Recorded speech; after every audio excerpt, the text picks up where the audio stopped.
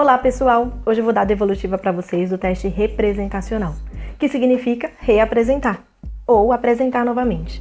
É a maneira como o seu cérebro processa a informação para você ter acesso a ela novamente. É como guardar uma experiência para você vivenciar ela de novo.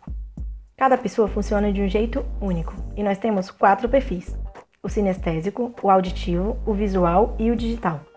Esse teste vai te ajudar a entender melhor como você aprende ou processa as informações que recebe. Vai te ajudar também a compreender a diferença entre os perfis, para lhe ajudar a lidar melhor com pessoas, tanto no trabalho, na sua casa ou no seu relacionamento pessoal. Então vamos lá? Vamos começar pelo auditivo. Quais são os comportamentos de um auditivo? Ele vale te dar audição para absorver informação. O auditivo, por exemplo, tem grande facilidade de aprender ouvindo um livro ou um audiolivro. Quais são seus pontos fortes? Gosta de ouvir as pessoas, e essa é uma grande característica do auditivo. Como aprende? Ouvindo, sendo capaz de montar uma história com a informação que está recebendo. O auditivo, ele repete para si tudo o que ele ouve.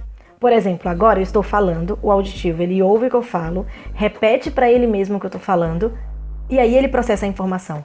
Esse processo de repetir para si não é notável, não é uma coisa pensada, mas ele é um fato que acontece em todos os auditivos. O que distrai a sua atenção? Ruídos de fundo, estímulos auditivos dados repetidamente para serem convertidos em informações auditivas. Aquilo que ele não consegue distinguir bem do que está ouvindo ou do que lhe está sendo ensinado. Qual o processamento da informação? Os olhos tendem a fixar quando está pensando. E isso é a nossa representação interna, que é o MCRI, Movimento Corporal de Representação Interna. É a maneira com que o nosso corpo reage às nossas emoções. Por exemplo, quando você faz uma cara de susto quando está assustado, ou uma cara de medo quando está com medo. O seu corpo reage, não é uma coisa pensada. Por isso os olhos de um auditivo ficam fixos. Isso quebra muito aquele mito de que se a pessoa não está olhando nos meus olhos, não está falando a verdade. É só mito, pessoal. São reações do nosso corpo. Os seus pensamentos ocorrem de uma velocidade moderada. O auditivo processa de uma maneira moderada porque ele precisa repetir para si. Então é esse o processo. Ele ouve, repete para si mesmo, e então ele processa. Nesse percurso é que faz o seu raciocínio ser moderado. Vocês vão entender um pouco mais nos outros perfis, que existem os mais rápidos e os mais lentos. Vamos falar agora do visual. E quais são as características de um perfil visual? Quais são seus comportamentos? Usa a visão para obter e reter as informações.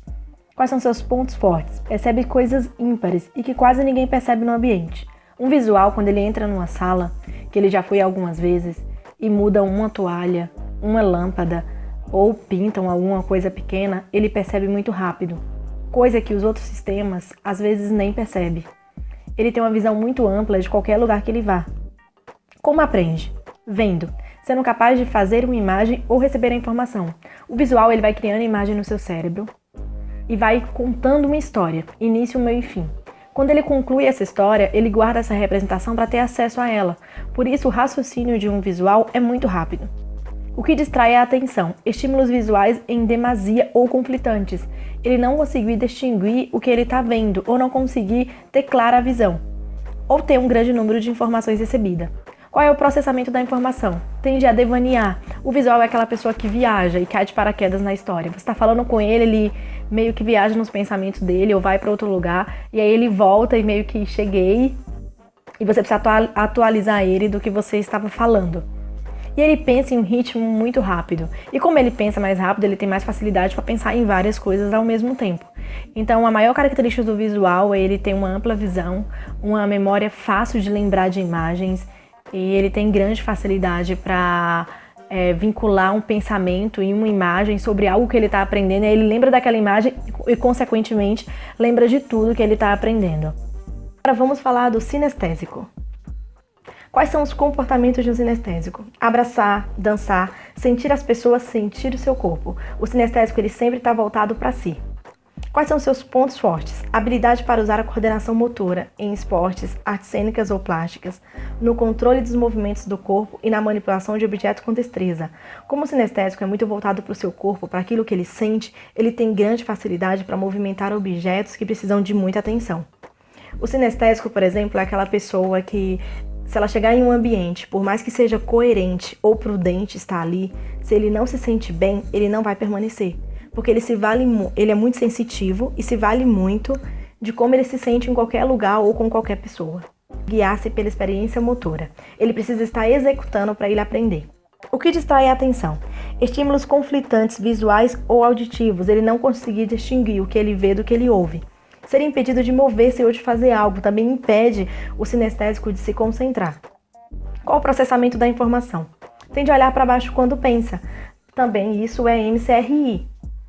Nossos olhos ficam fixados para baixo quando nós estamos concentrados naquilo que estamos sentindo. Como o sinestésico, ele é muito sensitivo e ele vale muito daquilo que ele sente, os olhos dele tendem a olhar para baixo quando ele pensa, quando ele vai responder a alguém ou quando ele precisa processar alguma informação de alguma opinião que ele tenha sobre algo, que é sempre como ele se sente.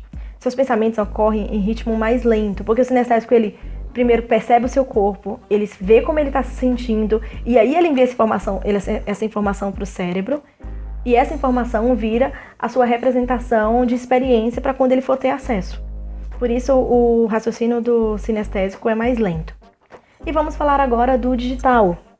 O digital é o famoso pato que anda, nada e voa, mas não faz nenhum dos três com grande maestria. Quais são os comportamentos de um digital? Pergunta muito. Precisa de muitas informações e fato. Então, o digital é aquela pessoa que faz 1001 perguntas sobre algo simples, porque ele quer entender como funciona o processo. Tem diálogos intensos e profundos. O digital, ele fala constantemente consigo mesmo. Ele se autocritica, ele analisa aquilo que está sendo ouvido, ele analisa o que está sendo feito e analisa aquilo que ele está pensando sobre o que ele está vendo. Ele busca a lógica e se faz sentido para ele. Uma grande característica do digital é que, por mais que as pessoas tenham argumentos, se não fizer sentido para ele, ele nunca compra a ideia. E ele apresenta a característica dos outros sistemas. Então, o digital, ele aprende ouvindo, ele aprende vendo e ele aprende também sentindo. Ele consegue se adaptar a todos os perfis no aprendizado. Quais são seus pontos fortes? Capacidade analítica, já que ele consegue aprender de todas as maneiras e ele faz muitas perguntas para conseguir absorver uma informação, porque ele precisa entender como funciona. Como ele aprende? Entende e monta uma história estruturada com as informações que recebe. Ele monta início, meio e fim. Quando ele conclui essa história na mente dele, ele consegue guardar aquela apresentação para utilizar ela futuramente. O que distrai a atenção? Ruídos de fundo. Estímulos auditivos rápidos, quando ele não consegue distinguir o que ele ouve. Qual é o processamento da informação? Ele pensa falando consigo mesmo e tende a ser mais racional e lógico. O digital, a conversa com o digital é sempre uma conversa a três. Ele fala consigo mesmo, vê se concorda com ele ouve a outra pessoa, vê se concorda com a outra pessoa, e é sempre uma conversa a três para ele saber como ele tá ali no meio. Então nunca é uma conversa somente a dois. E o digital, ele se autocritica muito, avaliando ele mesmo e avaliando os outros. Então é um dos perfis que mais sofre mudanças ao longo do tempo. É bom a gente reforçar que cada perfil tem as suas características e que agora a gente consegue analisar como aprende mais rápido e absorver informação disso e entender também o outro. Porque, por exemplo, um digital, ele tem raciocínio lógico. E o sinestésico, ele valia-se do que ele sente. Então ele não precisa ter lógica, já que ele está sentindo. A conversa com o digital e com o sinestésico, se não existir a importância de fazer a informação chegar ao outro lado pela comunicação, vai ser uma conversa perdida. Como, por exemplo, um visual que tem um raciocínio rápido e um auditivo que precisa repetir para si. E você consegue avaliar os perfis fazendo o teste e também avaliando a fala, porque a gente coloca para fora aquilo que está dentro. A nossa fala só expressa como a gente funciona do lado de dentro. Por exemplo, vamos usar o tema viagem. Se você perguntar para um digital como foi a viagem, ele vai falar de todas as coisas de uma maneira abrangente. Mas se você perguntar para um auditivo, ele vai falar do que ele ouviu. A maioria das palavras que saem da boca dele vai ser das músicas que ouviu, de como era a conversa das pessoas, de qual era o som do lugar. Se você perguntar pro sinestésico, ele vai falar como ele se sentiu no hotel, como ele se sentiu na praia, como ele se sentiu com as pessoas, como ele se sentiu na cidade. Se você perguntar pro visual, como ele guarda a informação. Dessa maneira, é assim que ele passa essa informação para frente. Então ele vai falar para você das coisas que ele viu, de como era a praia, de como eram as paisagens ou de como eram as pessoas. Se você avaliar a fala, você consegue perceber os perfis e isso ajuda muito na comunicação, que é um tema muito importante nos dias atuais para a gente lidar. Não só nos nossos relacionamentos interpessoais, mas nos nossos trabalhos com nossos colegas ou nas nossas relações com nossos amigos. Espero que vocês tenham gostado do vídeo. Não esqueça de se inscrever, de acionar o sininho e de clicar como gostei, de compartilhar com as outras pessoas para facilitar as nossas comunicações e entrar nas nossas páginas do Facebook e do YouTube. Grande beijo e até o próximo!